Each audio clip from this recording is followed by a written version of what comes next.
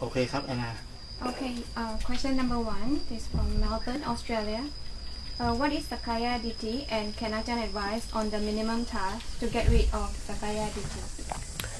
Sakaya Ditti means having the wrong view, to think that the body is yourself, and the feeling of the body is your feeling. In fact, they are not your feeling. The mind is not the body, but the mind is deluded to think that the body is itself, and the painful feeling that arises from the body is the painful feeling of the mind. In fact, it's just the painful feeling of the body, and the mind can deal with the body and the painful feeling of the body without having to being affected, being hurt by the sickness, the aging or death of the body. If the mind has the right understanding or right view of the body, that the body is not the mind, and if the mind can let go of the body, leave the body alone, when the body gets sick, the mind just let the body get sick. When the body get old, just let the body get old. When the body die, just let the body die. If the mind can let go of the body, then the mind has let go of the Sakaya Ditti, and it will not be hurt by the aging, sickness, and death of the body. So what is the minimum task to get rid of Sakaya Ditti? Well, you just have to totally be willing to let the body die anytime, anywhere, any place. Be willing to let the body get sick anytime, anywhere. Be willing to let the body die without having any resistance, without having any desire for the body not to get old, get sick or die. If you can do that, then you will be free from the suffering that you will get from the body getting sick, getting old or die. Question number 2 is from Thailand. For a new full-time practitioner as a monk, must I stay in the forest monastery where I have to exercise more self-discipline, but I'm lacking of it because I'm a new monk? Or must I stay in the monastery in a city where there are more structured training, such as following the examples of good practicing senior monks and doing chanting and kawat? Well, the intensity of practice is different. If you have a higher intensity of practice, then you have a better chance of achieving the result. If you have lower intensity of practice, then you will have a lower chance of result. So it's up to you what you want. If you want a lot of if you want to have the result, then you need to practice intensely. The more intense you practice, then the better will be your result. So it depends on your input, how much you want to put in. So it's not a place somehow? No, well, the place will tell you what kind of practice there is. If you practice in the city, in the town, it's not so intense. It's so easygoing and not all the time, not full time, because you will have other activities. You go to study the scripture and all other activity, chanting, going to do other activity like dana, sankadana, going to invitation to people's homes, so forth. If you engage in this kind of activities, then you won't have much time to engage in your practice. But with forest monks, they disregard all other activity except the meditation activity. So they get better result, faster result. So it's up to you what you want. Okay. Question number 3, which is from Thailand also. I can see my desire, but I feel so weak and I'm unable to resist and resolve it. How can I lessen my desire and eventually uproot it? Well, you need to develop mindfulness first of all, because if you have mindfulness, you can disregard your desire when it arises. When you have desire, you just concentrate on your meditation subject, like a mantra, Bhutto, Bhutto.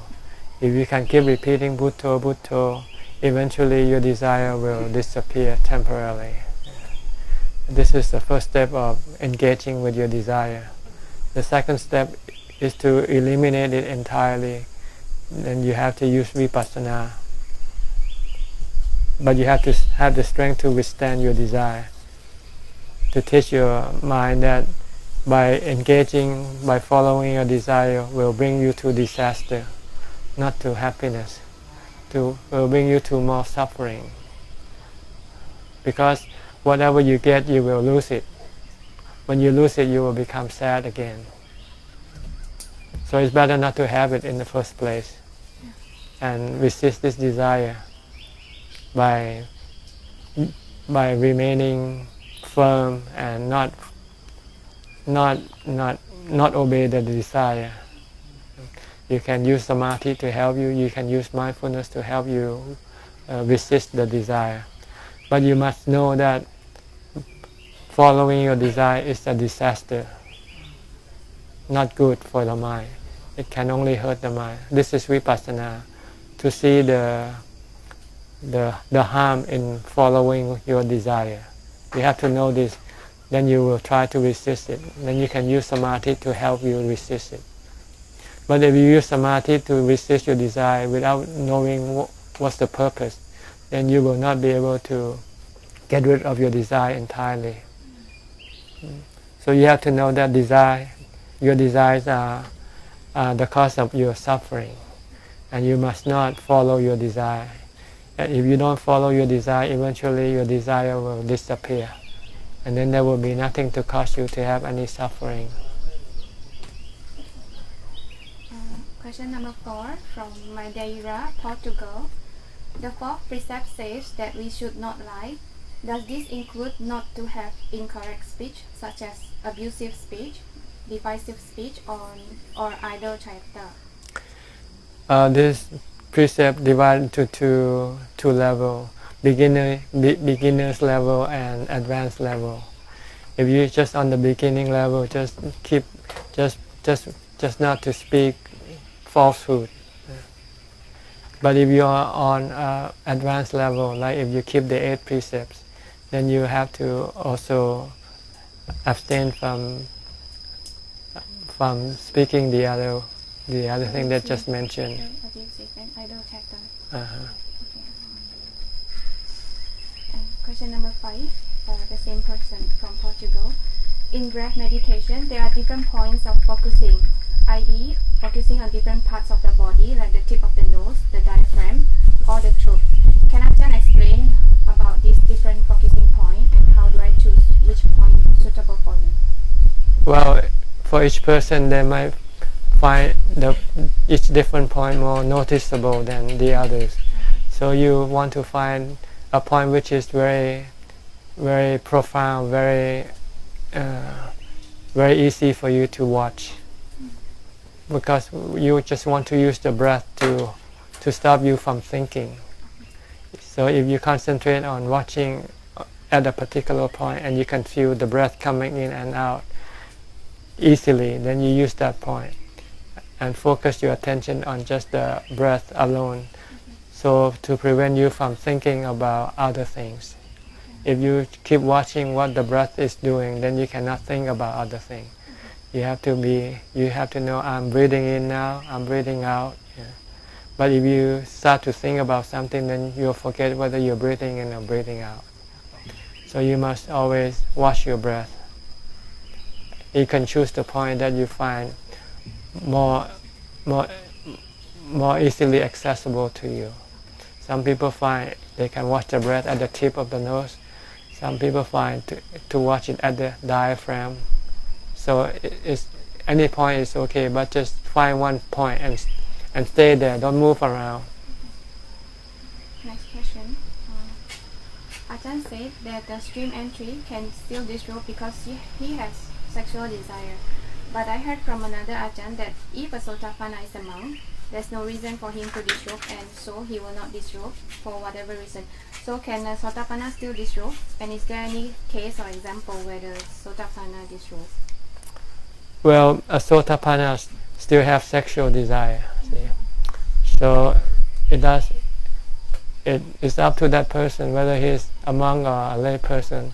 If he still wants to engage in sexual desire, if he's a monk, he will just disrobe. And if he's a lay person, he won't ordain because he still wants to engage in sexual desire. But mostly, usually, if once you're a monk, you already know that you don't want to engage in sexual desire. So what you want to do next after you become a Sotapanna is you want to develop a supa, contemplation, so that you can use it to eliminate your sexual desire. So in most cases, once you're a monk, it means you don't want to go back and become a lay person. And if you can attain the first level of enlightenment, then it should give you a lot of encouragement to pursue a higher level of enlightenment rather than disrobe and go engage in sexual activity. So I think most likely for people who, if they are ordained and become a Sotapanna, they most likely won't disrobe. But speaking from theory, he still has sexual desire. And if he wants to engage in sexual activity, he can disrobe. There's nothing to stop him from it. He said, well, I want to wait, I have 7 lives, so I want to use this 7 lives to enjoy my sexual activity.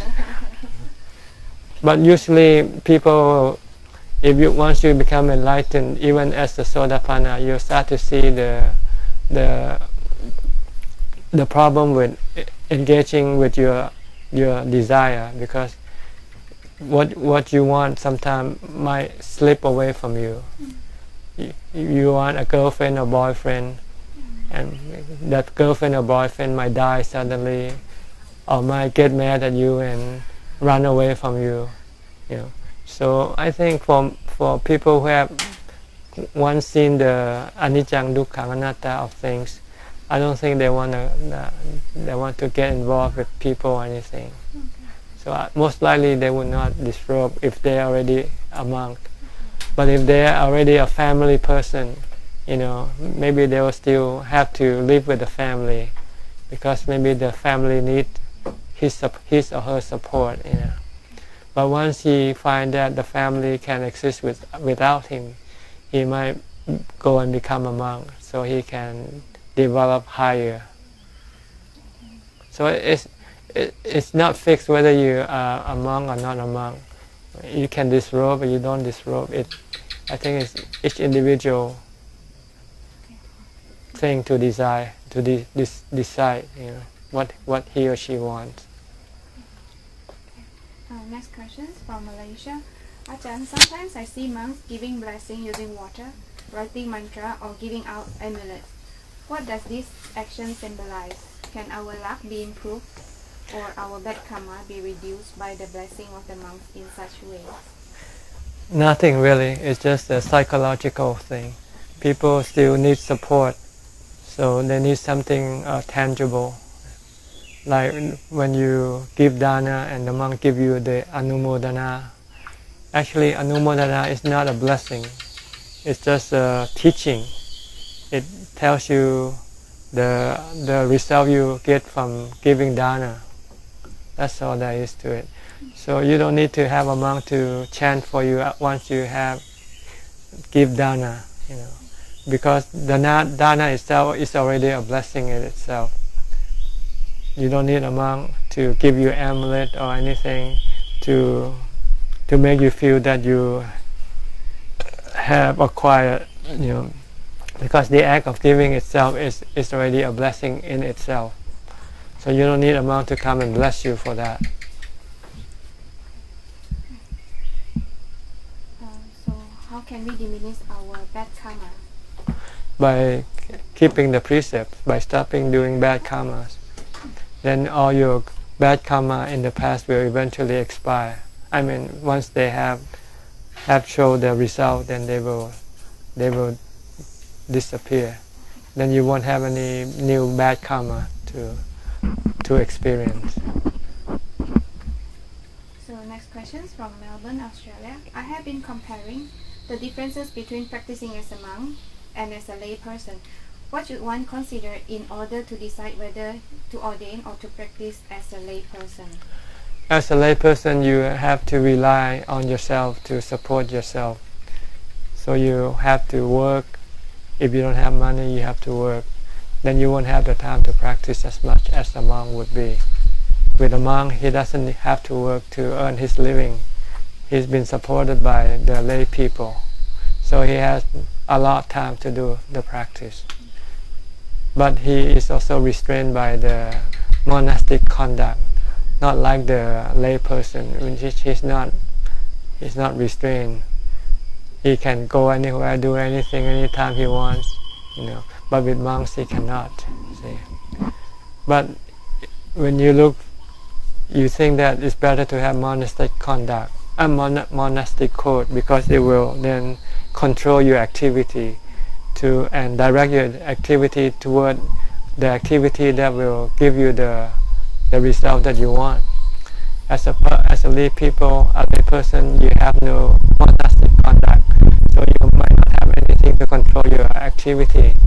Someday you feel bad, you want to go drink, you might go to a pub and drink. Nothing to stop you from doing that. But if you're a monk, you cannot do that. See, so being a monk will be more helpful toward the path of enlightenment than being a lay person. And what one should be free from worldly responsibility in order to ordain? Because if you have responsibility, what one should be free from worldly responsibility so that he can ordain? That's right. Kind of responsibility that he should Yeah. have. You just have to give up everything and then go to a temple and ask for ordination. Probably take care of parents or family or wife, or just let go of everything. Well, you just have to look whether they need your support or not. Maybe they can support themselves without you. Maybe you're just using it as an excuse not to ordain. What happened if you die today? What would the other people that you support do? Can they exist or not? Can they go on or not? They can go on. If they can't, they die. Sooner or later they're gonna die anyway, right? So it doesn't depend on you whether you support them or not. Except in some real cases in which they really need your support, then you might have to continue with your support, or maybe you can try to find someone else to do it for you. Okay. Next question from California, US, but it's a long question. I try to summarize somehow. I was doing blue color disc kasina meditation, and suddenly the disc was glowing and also slowly disappeared together with everything that surrounded me, although my eyes were still open. After that, I experienced dark sky with glittering stars and also experienced the luminosity surrounding me. And all this happened with sharp awareness. I was aware that there is no me, no I, no person experiencing it. But when the thought returned, where am I, where is my body, all experiences disappeared. However, beyond this point, I cannot remember anything. And so, is this a glimpse of Nibbana? No, Nibbana should be empty, should be nothing, and should feel blissful. If you don't feel blissful and with nothing, then it's not yet the result of the samadhi practice. The result of samadhi practice should make you feel blissful, make you feel content, make you aware of your true self, the knower.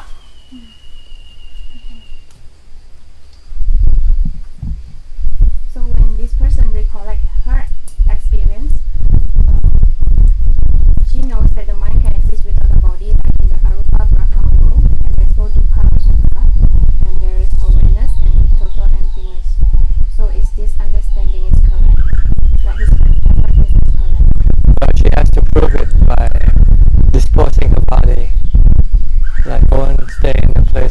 very fearful of wild animals, and to see if she can still remain peaceful and calm and ready to let the body die.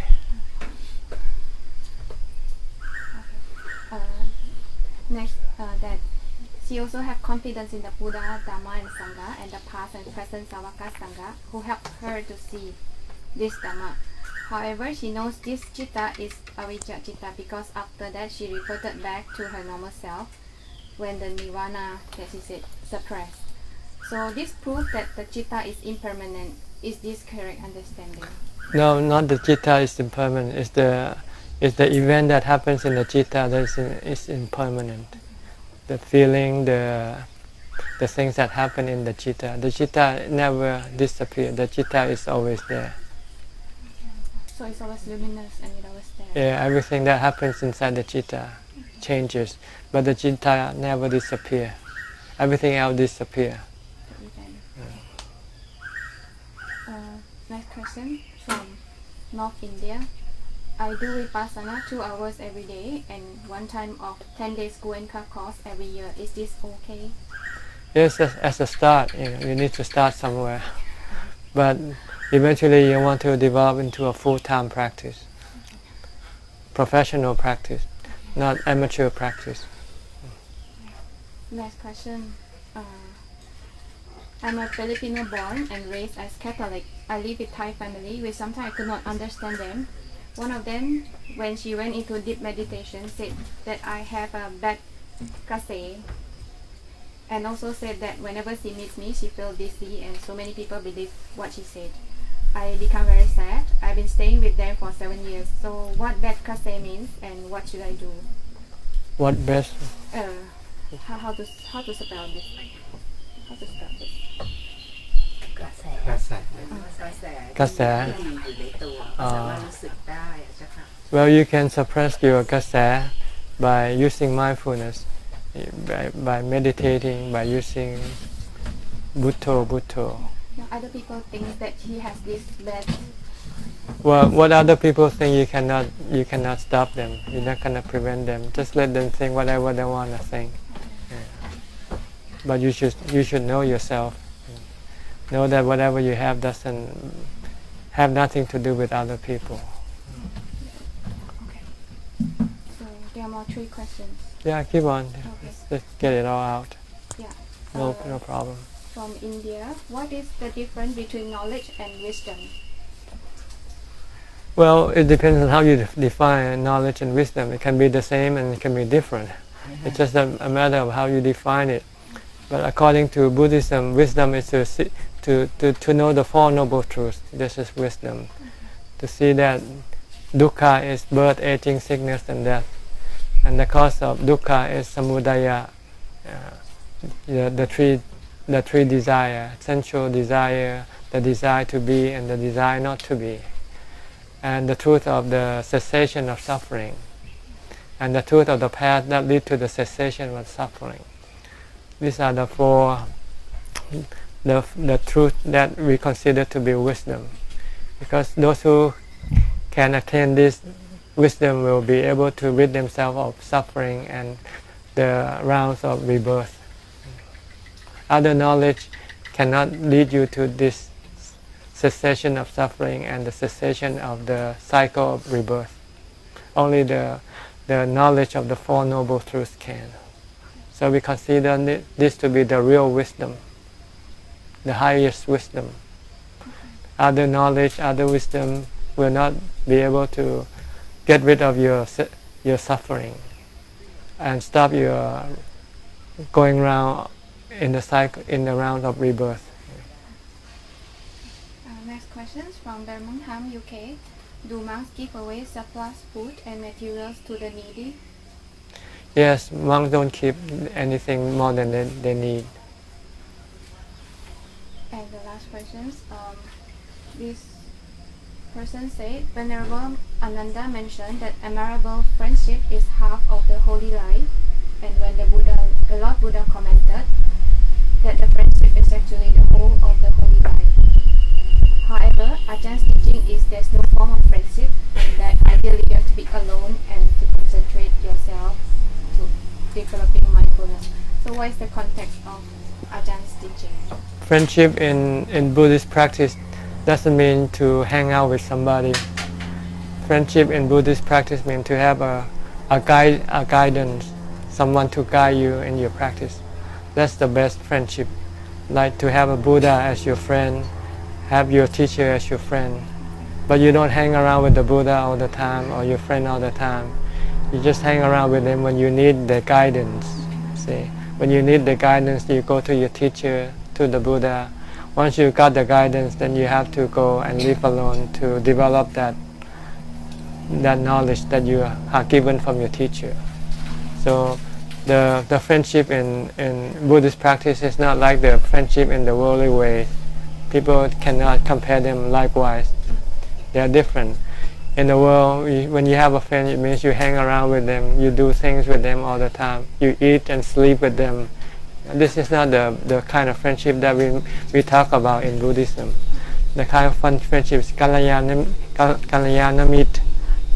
means to have a good person as your friend, someone who is wiser and smarter than you, to help you, to teach you, to practice and to become enlightened. So this doesn't mean that you have to live with your friend all the time, your teacher all the time. You only come close to your teacher when he gives you the instruction. Once he gives you the instruction, then he instructs you to go and live alone in the forest to develop what he teaches you. So not even the peers. So it's a different kind of friendship. You have to understand. The friendship we're talking about in Buddhism means to have someone to guide you, but not someone to stick with you as a shadow, to go with you everywhere. Because in order to become enlightened, you have to be alone. Look at the Venerable Ananda. He lives with the Buddha for over 20 years, and he never became enlightened. And after the Buddha died, 3 months later, he became enlightened because he was alone. See. So that's the kind of friendship we talk about in Buddhism. So this person also said that it's not good to be alone all the time. That's why monks have to go pindapat. Is his understanding correct? We have time to do things together, and we have time to do things alone. So when we have to do things together, like eating, then we come and do it together. When we have to meditate, then we have to be alone. That's all the questions for today. All right. Anything more? Where this question come from? From the Facebook page? Yes, from the Facebook and the comments and some of the message. And you will announce in the Facebook that there is an answer in the video. Right. I think this will be, it's live now, but then it also will be kept as a file, so it will be posted on your Facebook page. Okay. Facebook page and the YouTube as well. All right. Yeah. You keep collect more questions, and then once you have enough questions to ask, then you come up and ask more questions. Some people have 2 pages of explanations, so I have to try to. Yeah, tell them in one question. We don't want answers. No, they try to explain a lot of things. Yeah. Just tell them what they want to know. Yeah. Don't need to explain. There's no time for it. Don't have to tell their life story before they ask the question. We don't have time. Tell the experience from very detailed. Yeah. Thank Okay. you. All right. So I think the time is for us to call this session to an end. May all beings be well and happy.